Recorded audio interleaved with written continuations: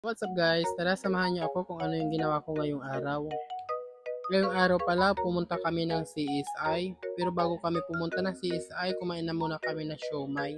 Dahil hindi pa naman kami nakapag-almusal kaya dumaan na muna kami, kitang kita naman sa mata ko kung bagong gising ako. Grocery lang kami ng konti para sa gagamitin dito sa bahay. Pagkatapos nga namin dito na grocery, naligo na nga lang din ako kasi mamaya may trabaho na din ako. Kaya samahan niyo ako hanggang dulo. Pauwi na nga kami nito kaya sabi ko sa sarili ko maliligo na ako kagad kasi sobrang init na. Tanghali na nga ito at pupunta pa kami ng pwesto kaya pagkatapos ko naligo, dali-dali na rin ako nagbihis dahil baka mamaya malit pa ako sa pupuntahan namin. Tamang suklay na nga lang din ako dito para mas maayos at disente ang buhok. Pagkatapos ko nga lang din dyan nagayos, pumunta na kami sa shop para makita kung anong mga kailangan sa shop. Habang papunta na nga kami, nakita na namin tong kalangitan, sobrang dilim na naman, baka umulan na naman ng malakas. Anong pagkarating na nga namin dito sa shop, kung hahanapin nyo ang pwesto na to, located lang po kami dito sa may Consejo Street, Poblacion, Urdaneta City. Harap lang po kami ng Ola, tsaka likod ng simbahan. Maganda ang ambience dito at mayroon pa kami sa taas, second floor. Dahil sa gilitan nga lang din kami, umuwi na nga rin din kami ng kasama ko.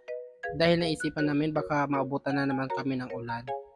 Kaya habang wala pang ulan, tumaan muna kami ulit dito sa may food park. Kakain ulit kami dito ng tusok-tusok.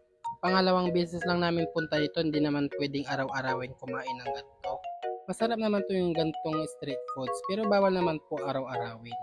Pagkatapos nga namin dito magtusok-tusok, umuwi na nga lang din kami kaagad dahil magbubukas po kami ng rolling food truck.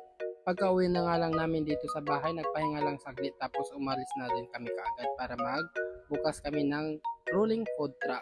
Dito lang po sa may bypass or Daneta City. Pagkadating na din namin dito sa may pagpipwestuhan namin, lumarga na nga lang din kami tapos nag-ayos na rin at nag-set up na ng mga upuan. Habang ako dito sa loob, yung kasama ko naman nagsisit up na ng mga upuan. Ang ginagawa ko dito, nagpupunas-punas lang ako ng mga gagamitin, yung mga flavor at yung mga gagamitin namin para dito sa mga milk tea. Hindi pa kami natatapos mag-set up, mag-ayos ng mga gamit, may mga customer na dumating. Kaya kung makikita mamaya sa video, putol-putol yung mga ginagawa ko dahil hindi namin maharap dahil may customer na. Napunasan ko na nga itong kabilang side, kaya mamaya na lang yung kabila. Unahin muna natin si customer para hindi na siya masyadong mag-antay. At nung natapos ko na nga yung order ni customer, nilinis ko na nga lang din tong kabilang side para malinis na.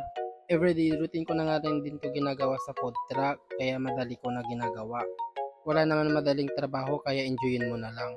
Balik nga tayo sa ginagawa ko, pagkatapos ko nga na-ready lahat ang mga gagamitin namin para dito sa food truck, uminom na nga lang din ako ng tubig dahil naramdaman ko na yung pagod. Habang nag-aayos nga ako dito sa loob, nag-arrange naman ng mga upo nito mga kasama ko. Araw-araw na nga din namin ito ginagawa kaya madali na nga lang din ito sa amin.